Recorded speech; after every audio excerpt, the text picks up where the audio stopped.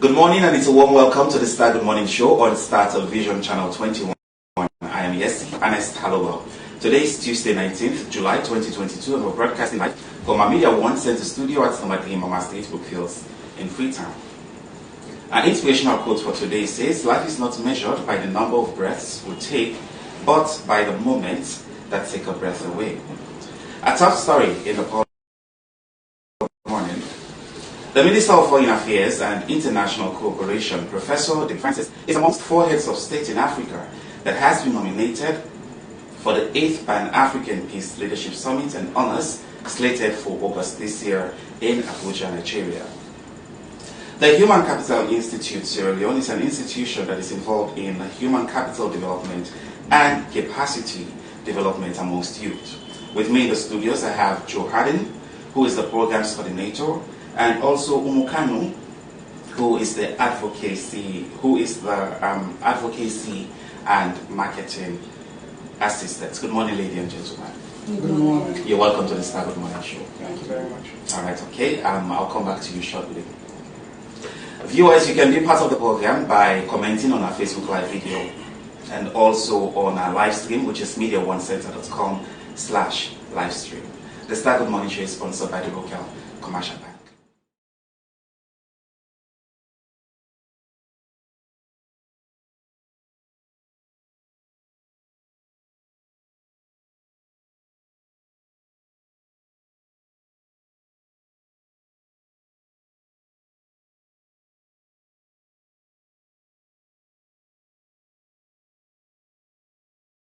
Banking at home.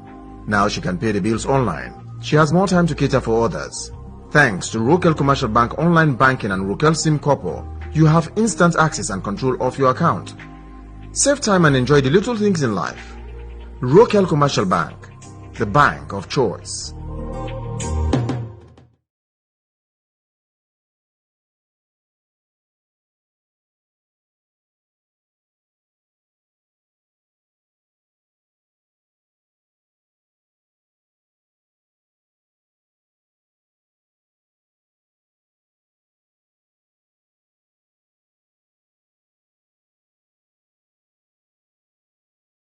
Banking at home. Now she can pay the bills online. She has more time to cater for others. Thanks to Rokel Commercial Bank Online Banking and Rokel SIM Corpo, you have instant access and control of your account. Save time and enjoy the little things in life. Rokel Commercial Bank, the bank of choice.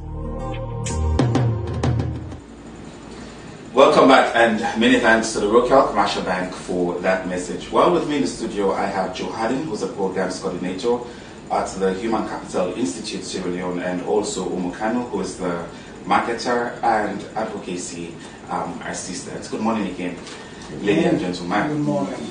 To start with, Joe, maybe let's say today might be the first time, probably that people might be hearing about the Human Capital Institute. So let's start by you giving a background of the institution.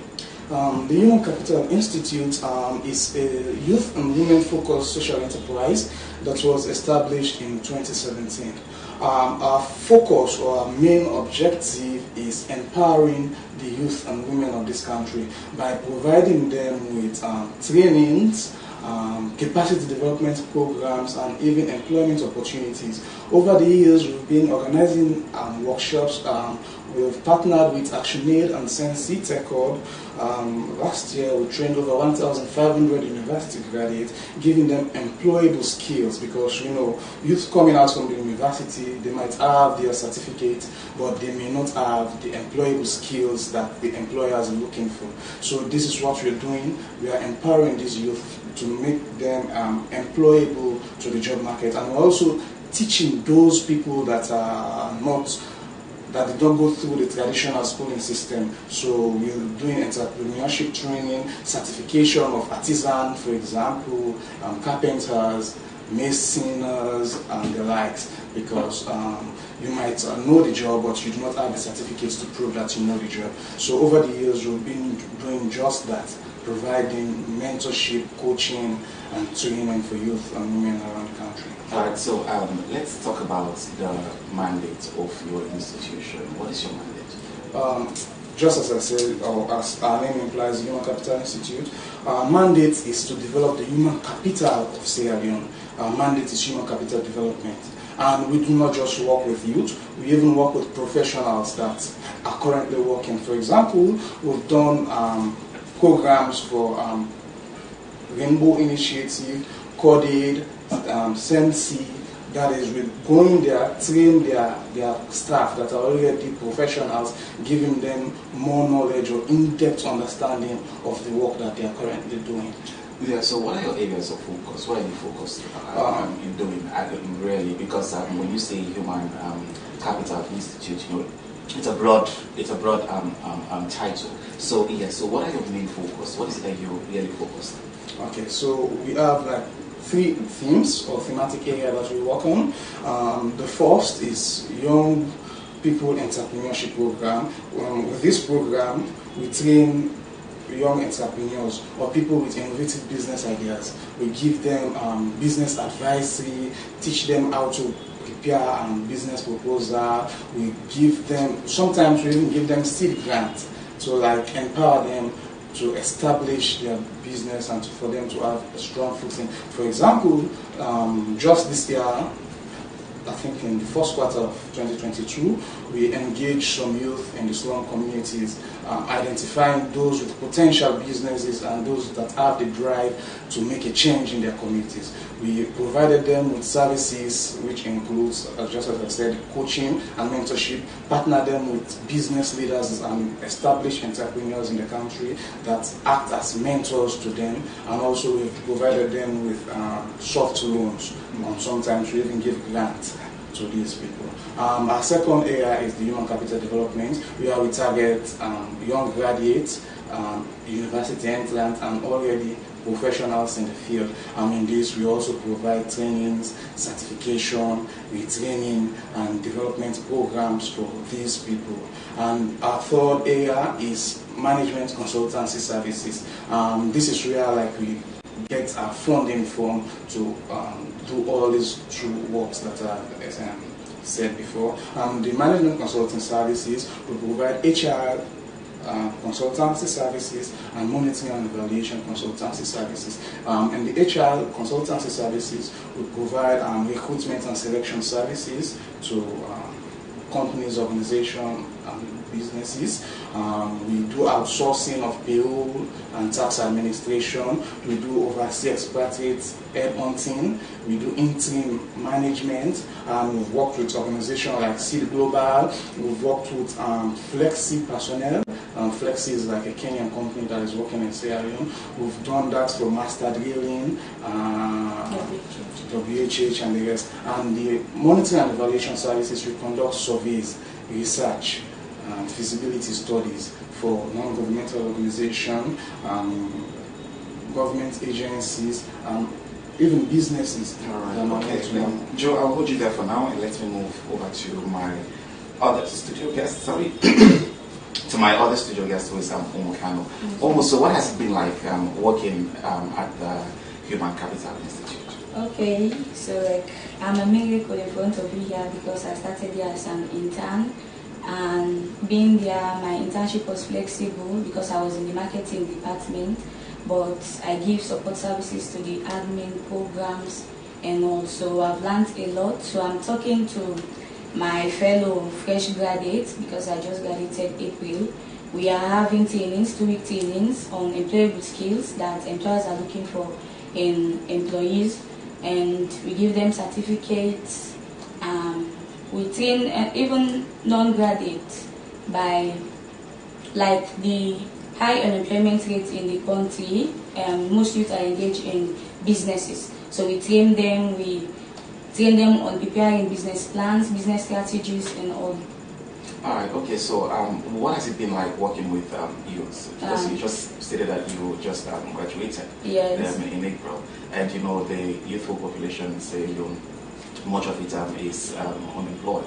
So, what does it feel like when you work with youth? I'm happy. I'm grateful for this opportunity because in this county to even have an internship placement is hard. So I'm with HCI. A colleague just forwarded their mail to me. I applied and they took me, and it was a non-biased process. I knew no one there, so HCI is a friendly environment, a safety working environment. I'm encouraging my fellow fresh graduates. Yeah. All right. So working for HCI, especially in the marketing and advocacy department, what have you learned so far? What have you gathered so far? Okay, I've learned a lot.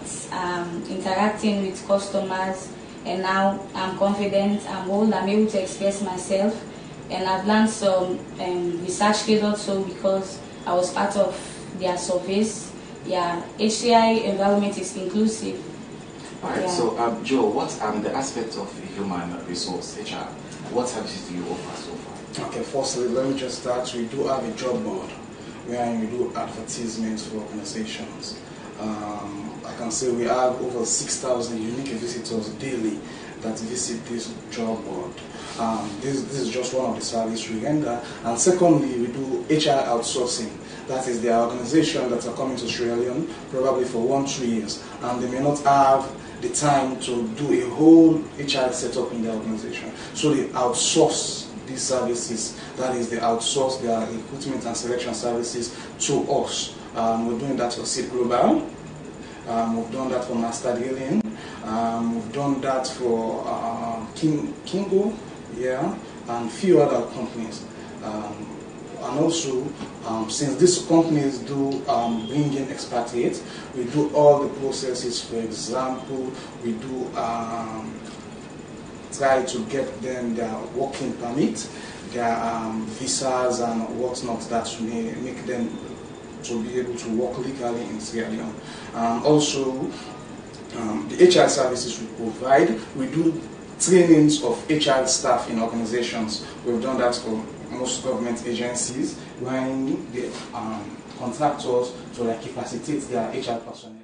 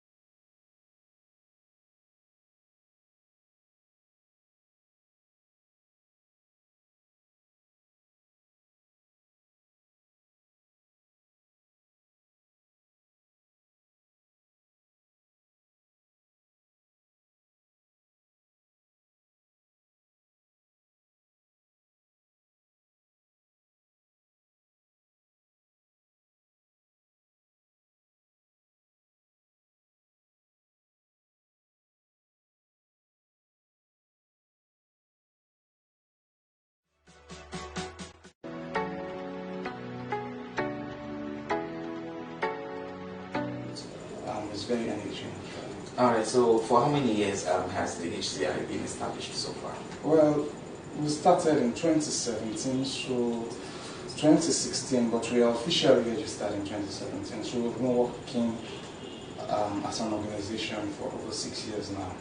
So we might be young, but we do have a lot of experience. We have professionals that have a combined experience of over 50 years. So we might be young, but we do have the capacity and the experience to complete whatever task. Okay, let's talk about the aspect of trainings, Humu, because you are a marketer and also you're part of the advocacy department. So now let's talk on the aspect of trainings. When you carry out these trainings, what is the process involved with these trainings for youths? Okay, we have forms available because it's by the amount it takes. We have 2 weeks training, we have a month, and during that training, you will be able to write a CV, answer employee question. They will train you on how to answer employees and all, how to tackle interview questions and all, basic computer skills, the WPS and all. Okay. Yes, do you want to say something to add to that? Yeah. So the process that one needs to go through to be trained by us, just as she said earlier, there are forms available. We are in the process now to provide training for university interns, because in Sierra Leone now, a lot of people do go into colleges not knowing what they want to do. They might say, "Oh, Fatu is an accountant. I want to be an accountant." They do not know if they have the capacity or the love for accountants. So we'll be organizing a training for university entrants, wherein we'll be providing them with career counseling services, bringing professionals, human resource officers, and people that have been working with youth. We'll be bringing them to give them pep talks and also serve as mentor. So we have forms out that people can buy at a reasonable price. We have not stipulated the price yet, but probably in the next few weeks we'll be doing that. You can buy the form, and after which some of the trainings we do, for example, we provide trainings on computer software packages, because most of us coming out of colleges, we do not know how to use Excel and other software packages. And if you go to an interview and a question or an exam is put before you to use an Excel sheet, you cannot. So these are some of the packages that are included in this training. Yes, so what do they get at the end of the day after they've been trained? Well, apart from the knowledge that we've imparted in them, they do one of the things that most of our alumni will talk about is the networking opportunities that we've provided for them. Because when they go to this training, they meet with people that are experienced, people that love youth, and they also meet their peers who are like-minded. So they have these networking opportunities, and at the end of the day, we do certify them, we do give them certificates and awards. And if you are outstanding, we can even see how we can enroll you into the HCI family. Just as Humu was saying earlier, we do have a very fair and competitive internship programs, wherein we do take university students, probably final years and 4-year students, bring them to HCI, giving them stipend, also gaining experience. Because the moment you graduate, you will say, we need someone with 3 years experience and you've never worked before. So this is what we're doing during this time. So what would you say about the unemployment rate in say, Joe? Well, it is no secret that the unemployment rate is high. But the reason being is that the job opportunities are few. And most Sierra Leoneans do not have the extra curricular trainings that are needed by these employers. You might have a degree in social sciences, but you might not have other capacity development trainings. So if you go to an interview and someone has a degree in social sciences, and he also has other trainings that are being conducted for him, he or she might have an edge over you. So unemployment in Sierra Leone is high for various factors. One being that the job opportunities are few. Another being there are thousands of youth coming out of the colleges and university yearly, and most of these pupils or students lack employable skills that might make employers to employ.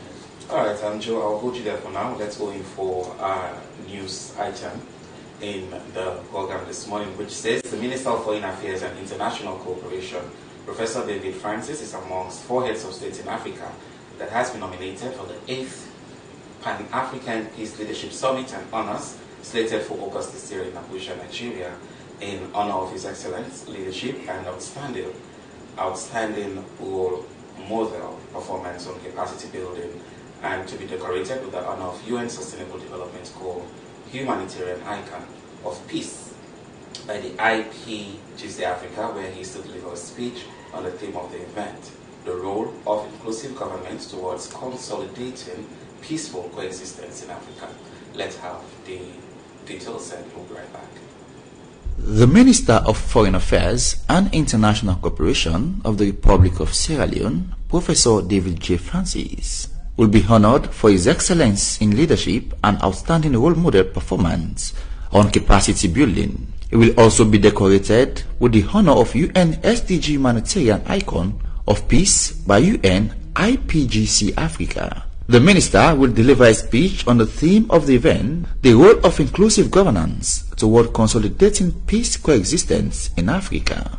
On the 30th April 2021, His Excellency Brigadier General retired Dr. Julius Maada Bio appointed Professor David J. Francis as the Minister of Foreign Affairs and International Cooperation. Before he was appointed Minister of Foreign Affairs, Professor Francis served as the first Chief Minister of the Republic of Sierra Leone since May 2018.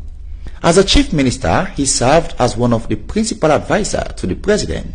He was responsible for the supervision, monitoring, coordination, and performance management of 28 ministries of the government of Sierra Leone. As a senior cabinet minister, the Chief Minister served as a member of the National Security Council, National Defense Council, member of the Economic Management Team, the National Investment Board, member of Cabinet Subcommittees, and member of the Presidential Task Force of COVID-19, National Preparedness and Response. In his capacity as Chief Minister, Professor Francis chaired and led several high-level government of Sierra Leone negotiation processes with international, multilateral and private sector agencies and institutions.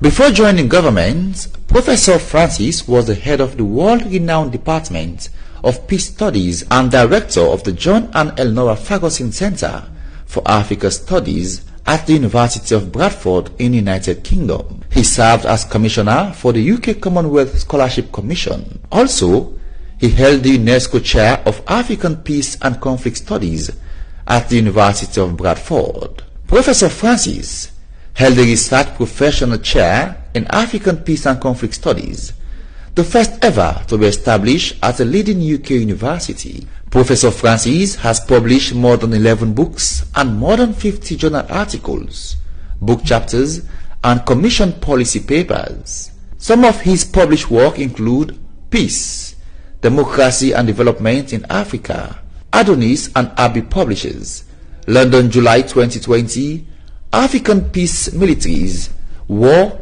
Peace and Democratic Governance, UN Cooperative Peacekeeping in Africa, Ashgate 2005, The Politics of Economic Regionalism, Sierra Leone in ECOWAS, Ashgate 2001. As a distinguished international academic, senior policy advisor and consultant for more than 25 years, Professor Francis successfully supervised 6 doctoral completions, 14 PhD, doctorate external examinations in the UK, Europe, North America and Africa, as well as more than 50 master dissertation supervision. Professor Francis has served as a consulted for numerous governments, intergovernmental agencies, EU and Commonwealth, and vital UN agencies like UNAMSIL Sierra Leone, UNMIL Liberia, UNESCO on Peace Education, UNHCR on internally displaced persons in Liberia, the ECOWAS Early Warning Mechanism and National Early Warning System, African Union, African Peer Review Mechanism, and the AU Post-Conflict Reconstruction and Development. Professor David J. Francis is among the 4 heads of state in Africa nominated for the 8th Pan-African Peace Leadership Summit and Honors slated for August this year in Abuja, Nigeria. Others are President Uhuru Kenyatta of Kenya and President Felix of the Democratic Republic of Congo. He has been nominated for the award as Humanitarian Icon of Peace for his pragmatic leadership and creation of peace and unity. For Star News in Freetown, compiled by Abdulrahman Kamara, read in our studios by Hassan Kuruma.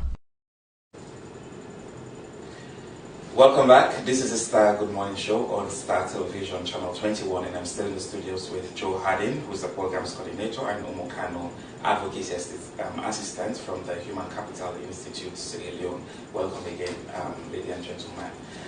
Joe, let's talk about the monitoring and evaluation services that you offer at the HCI. Okay, the Human Capital Institute, as I've said earlier, we do monitoring and evaluation services. We do conduct surveys, that is, end-line surveys, midterm studies or midterm evaluation, and baseline studies. We've been doing these studies for organizations, mostly NGOs in Sierra Leone, since our inception in 2016. What we normally do during this study, like we do assessment of projects. For example, your organization has completed a project or wants to do a project in a particular area, but you need data on the current status of the activities you'll be implementing. So they normally hire independent firms to do these studies. So after we've done these studies, we present it to them, and that is what they use to gauge the success or failures of these projects that they've implemented. And over the years, we've worked with Welfare LFA, it's a German organization. We've worked for BRAC, we've worked for CODID, Sierra Leone, we've worked for SOBA, we've worked for the Rainbow Initiative, and if I keep calling the organization we've worked for, I think we'll be calling until this program ends. So monitoring and evaluation services is one of the key factors or one of the key thematic areas that gives us income to do these trainings and mentorship for the youth around the country, because the youth services or entrepreneurship services that we do sometimes are pro bono. We do not charge for them. So we do normally partner with all organizations. So the monitoring and evaluation services and HR consultancy services, this is the bread and butter of our organization. And any organization out there, even though there are competitive processes, but you can contact us at 18 Upper Brook Street or at our website, HCI-SL, HCI-SL.org, or you can contact us. I don't know if I can give my office number. You can contact us at our office number. We'll come to that later, Joe, within the course of the program. Yes, you will have time to do that, okay?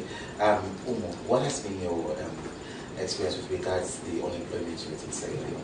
Because you had Joe who just stated, a few minutes back, he just stated some of the factors. He said the factors are many, but he highlighted some of them.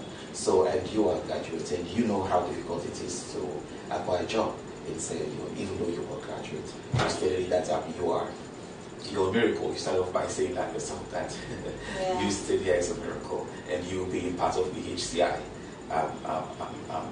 institution. So now let's talk about your experience so far in the aspect of unemployment, especially amongst youth in Sierra Leone. HCI is a stepping stone for me, for my career, and I'm grateful for that.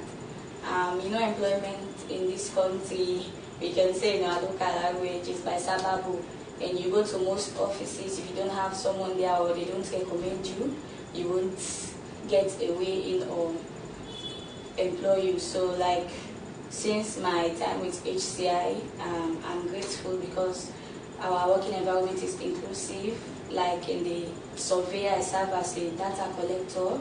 It improves my skills, my interaction and communication skills. I met new people, new places, new cultures, which is a life-changing environment and experiment. So I'm grateful for that. So I'm encouraging my colleagues, my fellow students to come to HCI for trainings and to be capable for employment.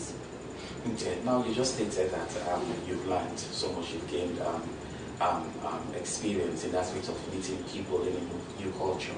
Yeah, so how has that changed you?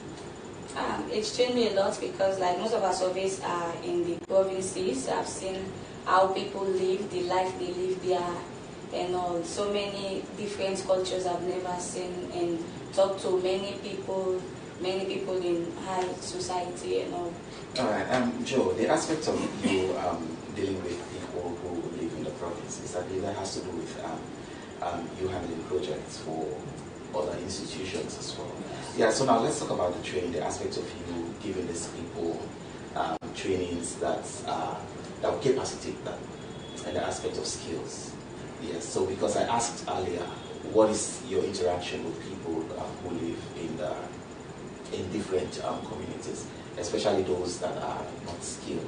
Let's say if you are educated like Humu, well, at some point you stand a chance because you're educated. But the aspect of skills for those who are not educated at all, and those who have a degree as well, they deserve. They have to be skilled as well, because it goes hand in hand. If you're not skilled but yet you have a degree, then it's like it's a fresh start. It's like you need to start all over again. So yes, so let's talk about the aspects of these people, especially those that are not graduates. Okay, those that seek these skill trainings. What is it that you have for them?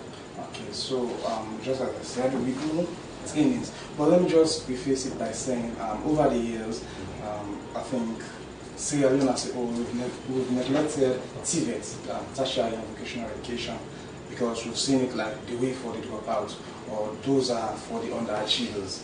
But TVET education is one of the most important aspects in empowering or capacitating the human capital of a country.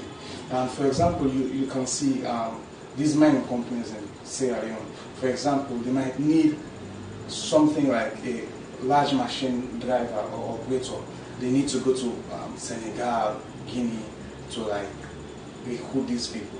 But what we've been doing, or what we are doing now, is like meet these people that are not fortunate to like go through the traditional education system, to like go to a university or a college. We do give them trainings. And to be honest, majority of them are motivated to learn something. They want to contribute to the society, but their opportunities are limited. So at HCI, we do not discriminate. We do go out to them. Like for example, just as I said before Corona, we did some trainings for carpenters and masons.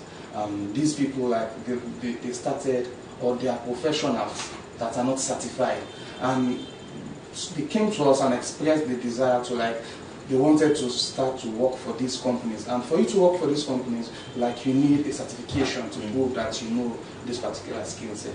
So we retrain them using modern training method and giving them even modern tools to do their work and certify them at the end. Over the years, we've had a lot of testimonies. There are some that do come to us that saying we've changed their lives, because before we came to them, like they have given up hope. Like they'll just be walking around the streets of Freetown until their life is gone. But they've been contributing positively to the society, and that is what we want as an organization, to like change the lives of every Sierra Leonean youth. It doesn't matter your educational background, whether you have a degree or whether you've never been to school. Our purpose is to capacitate you, to empower you for the 21st century job market or the 21st century business environment. All right, so separately from that, what other activities do you undertake at HCI? Basically, these are like the three main things that we do. Our management consultancy services, our capacity development, and our entrepreneurship programs. But sometimes they do interline, because organizations that we've conducted surveys for have contracted us like to do some trainings. For example, we are currently doing an employability program for SOBA. It's an organization that deals with youth and women. And we've also been working with CODID. We've been doing like a training for entrepreneurship program for them. We're not working in Freetown on that particular program. We're working in the north. There we meet women, farmers, people that are doing this petty trading, and we do give them entrepreneurship training. So our mandate is not too large, but it is very large, because the human capital of any country is the backbone. And if your human capital development is very low, then it will be very hard for a country to make any headway.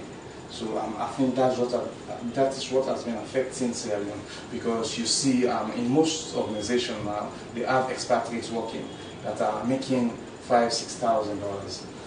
They might have the same qualification as their Sierra Leonean counterpart, but just because the Sierra Leonean counterpart do not have the extra push to capacitate themselves, they just rely on the traditional educational system, which is good, but it is not enough for this modern society that we're living in.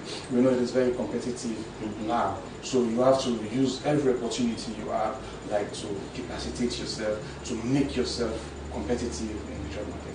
Okay, let's talk about the aspects of these women that you engage, especially those that you've been providing for these trainings for. Yeah, so what has been their cooperation so far? Well, as I say, they are very cooperative. In fact, they sometimes push us to our limit because Sierra Leoneans, as I always say, we are very motivated, but we do not have the opportunities. And these women are breadwinners of the family. Everyone knows that in Sierra Leone. So they have been very cooperative, especially those women that are living in the slum communities, those women that are living in the northern province that we've been working with especially. So we have testimonies from some of them. There was one whose husband left her. I mean, she was finding it difficult to fend for herself. But after her trainings and giving her seed grant, I mean, she's now, we can say, as we say in Sierra, big businesswoman. I mean, she's doing return and back, putting in palm oil and stuff like that. So these testimonies empower us to do more. As I can say, the response we've gotten from people we've worked with is overwhelmingly positive. All right, Humu, the aspect of meeting people, especially, let's talk about the aspect of women now, because we've talked about youth. So now let's talk about the women. The aspect of you dealing with women, especially those during the process of the skills training. So what have you gathered so far with that? I want that women also can do anything and everything. So like they just need the technical and to structure them, to know what to do, when to do, and how to do what they are doing. Because most of them are already doing some things, but like they don't know, they don't have the technical aspect of how to run these businesses or any vocational training they've had. Okay. Yeah, so we provide them with basic business strategies, business plans, and all. Yeah, so what has been the cooperation? Do they really embrace what they embrace it because they want to learn new things, they want to explore, you know. Okay. All right, so Joe, do you want to add to that? Yeah, I just want to say, because we've been focusing on the women and youth, we do not only work with women and youth. As I say, we are a professional development organization. We've worked with organizations to capacitate their manpower. Yeah, so like we do work with organizations. For example, if you are an organization and you know a particular department is lacking a particular skill set, I mean, they can contact you. They can contact us, and we can do that for them.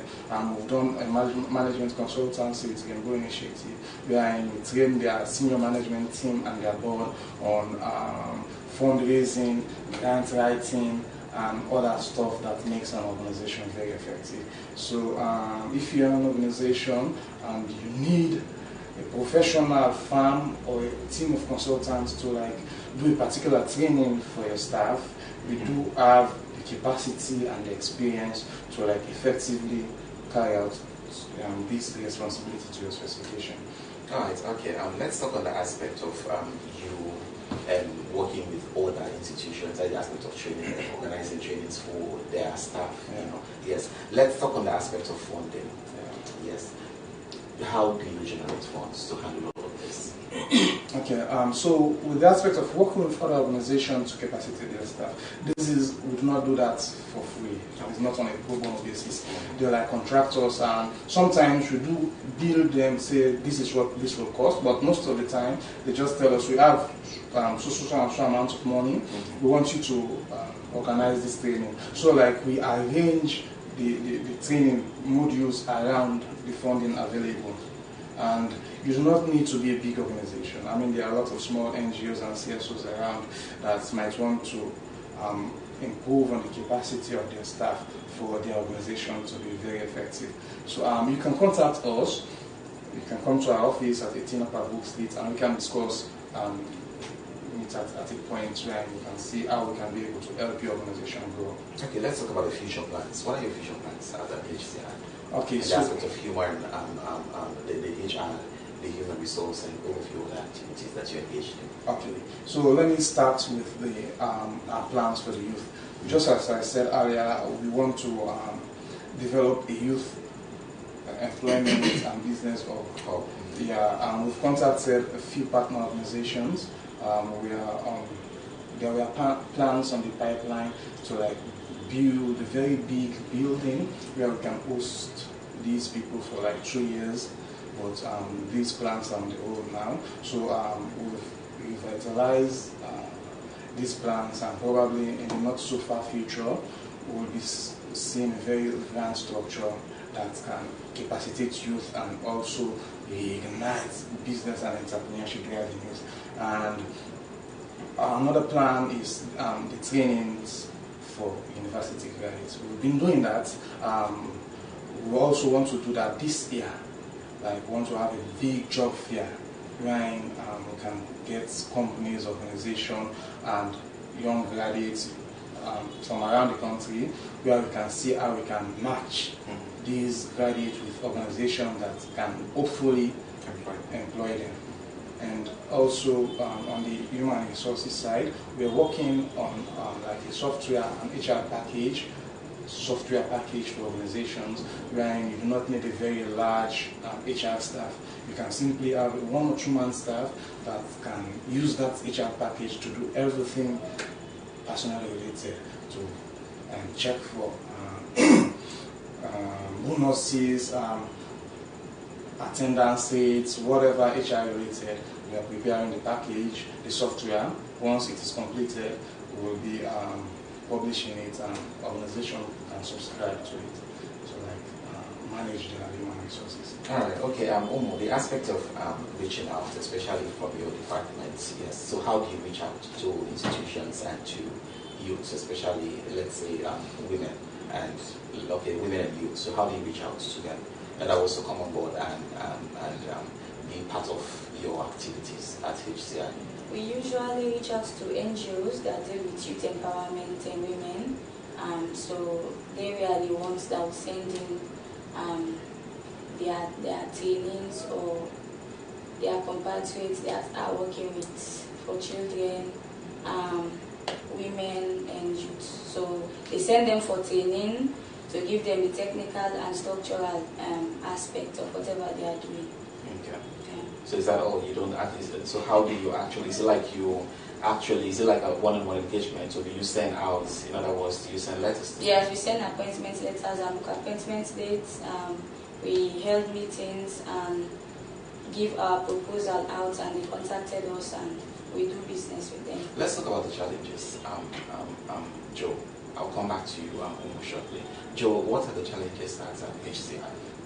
Well, the first challenge is funding. It is very challenging to get funding to implement these programs, because a lot of organizations have earmarked funding for other programs, and we just doing capacity development. Capacity development is not like on the forefront of most organizations, or even as the country as a whole. We mostly focus on gender-based violence and stuff. So these are the themes that have the most funding now. So coming as a capacity development youth-focused organization, we do have a challenge with funding. And also we have challenge partnering with other organizations, because since what we do is not highly funded, most organizations shy away from it. So we do have challenge in funding, and we are appealing to partners out there. If your aims and your objective of your organization matches with us, you can contact us. Just as Humu was saying, we do have a very aggressive marketing strategy. When we send in letters to organization, we do call you after sending letters, and we do meet the problem comes now after meeting. They can tell us what you're doing is good, but we do not have money for that now. And most of the funding that these organizations are restricted funding, like they are earmarked for a particular project. So they are saying this is good, but for now we do not have funding. Probably in the coming years we might partner with you. So that is a challenge. That is the most challenge that we are facing, because dealing with youth or people around, they are very cooperative working with us. But our challenge is the money. We might want to do more, but we are not strong enough to do that much. Okay, the aspect of training staff for other institutions, what has been the response so far after the training? What has been the comeback in terms of, in terms of your training? Well, we do have a monitoring process after training. For example, before we start the training, we do have an assessment that we do to gauge the level at which the staff are at. So after doing that assessment, we now program the training around the deficiencies of the staff. So after the training, we do come in again, probably 1 or 2 months, and observe the changes that have occurred on the capacity of the staff. I can say overwhelmingly, over 90% have been very tremendous changes. I mean, our clients are happy with the trainings that we've done, and they are sometimes saying, oh, we wish we had more money to do this. But we know with time, we'll get there. Alright, so do you work with partners? Yeah. What are your partners? We do work with partners. As I said, we've worked with Cordade to do the entrepreneurship program. We've worked with Shuba to do the employability program. And over the years, we have had a lot of partners, but most of the time we do client-based. So we do work with Sensi. Sensi has been with us since we started. Sensi Tech Hub. Yeah, Sensi has been with us since we started. So they are like our key partner, and others do come in to support. Okay. The aspect of marketing, meeting out to people. Sometimes you try to meet people in Sierra Leone, and they have this. They're sometimes stiff, yes, and they're not flexible at all in terms of that's another challenge. Yes, in terms of coming to you. So yes, you want to say something about that? Yeah, that's another challenge, to meet people. Even if you send appointment letter to get back to you is a problem. We'll be calling, doing follow-ups, and few will respond to calls, and few will call you back for a meeting. Yeah, so unless we have to do follow-ups again, visit again, and no, it's not been easy. Okay. So are you working on, you have plans on ways to really massage that, to know how you are going to handle that in a more professional manner? Yeah, most of the time when we do up the letters, I think it normally don't meet the right person that the letter is meant for. That's another challenge. And so going forward now, we'll make sure that the letters reach the right person that we want to talk with. Okay. All right. Well, let's talk on that aspect of other institutions that actually you work with. Okay. Yeah. Now, many times when you work with institutions, there is this aspect of you bringing out, let's say, there must be some aspects of professionalism in you before they actually, reach out in terms of reaching out for your services that you offer. How has that been so far over the years? Well, as I said earlier, we're a professional organization, and our main point of contact with these organizations is our marketing team. Our marketing team are doing like a fantastic job matching us with potential partners and clients. As Humu said earlier, it has been very difficult, especially during the COVID when most organizations cut off in-person visits, like they were not doing in-person visits, and if you request for a meeting, it will take some time before they will get back to you. But all in all, being a professional body, we know how to get around these hurdles. So for example, a relationship that we are cold, because we do have cold and warm relationship that we do. For example, a cold relationship, we do not know you, we do not have any dealings with you, or we have not dealt with you before. We mark that as a cold relationship. We try to know you first, and for you to get to know us before trying to establish a future partnership deal with you. And we also have organizations that we've already worked with. These are easy to get because they know that we are very good, we are professionals, and our services are top notch. So we do not have problem getting back to them. We only have problem getting to new partners. For example, people we've never worked with. I mean, Sierra Leoneans, we do not like change. Yeah, so that's a challenge. But I think we are getting there. All right, okay. Well, I'll hold you there for now, and we'll go for a short break, and we'll be right back.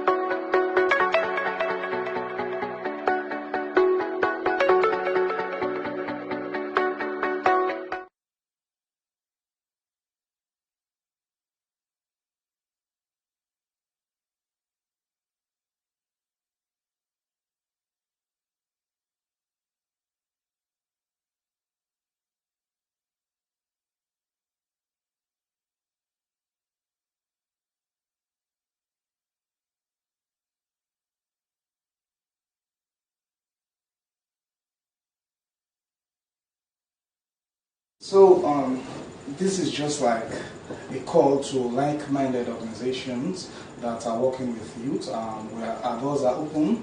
You can contact us at any time. We are willing to work with you.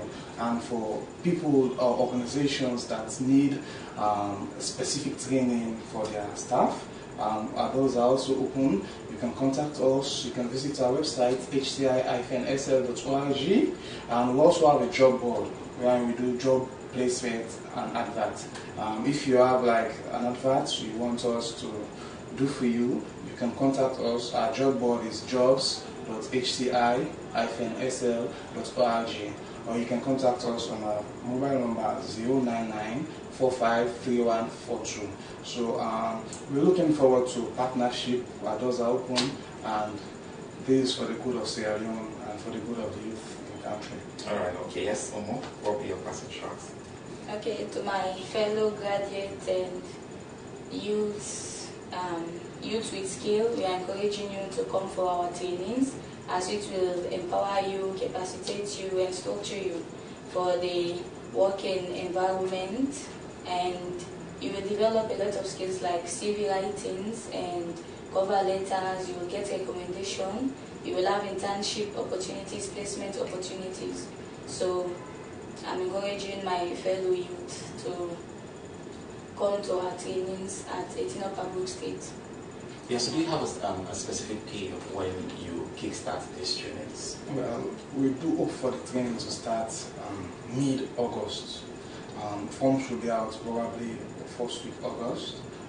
There are plans on the way. We are trying to get partners to see how we can subsidize the cost of the forms and other costs.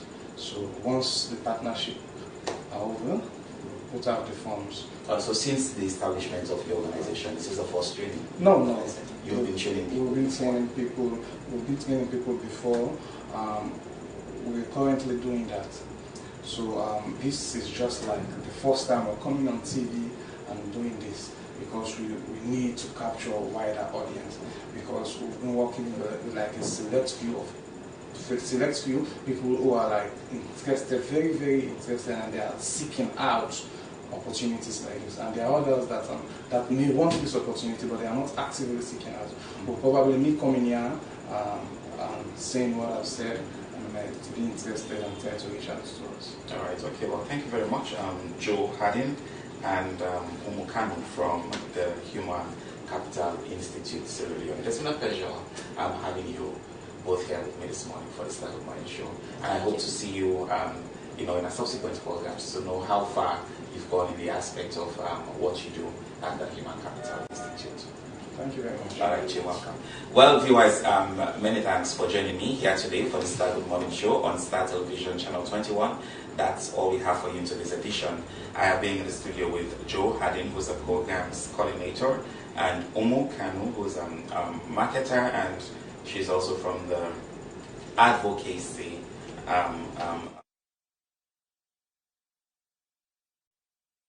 Leon. I have been your presenter, HCI-SL. In case you missed this, you missed this program, the live streaming of the program, you can check out on Facebook. It's on Star Television and the Media One Center. It's on Facebook, and you can catch up with us there. Media One Center, it's Star Television Channel 21. It's there, and on the live stream, it's mediaonecenter.com/livestream. So in case you missed this and you missed the live session of it, you can also check on Facebook. It's there, and you can catch up with all our programs. Well, viewers, that's how I bring the curtains down for today's edition. I have been your presenter, HCI-SL. Many thanks for watching, and have a nice day.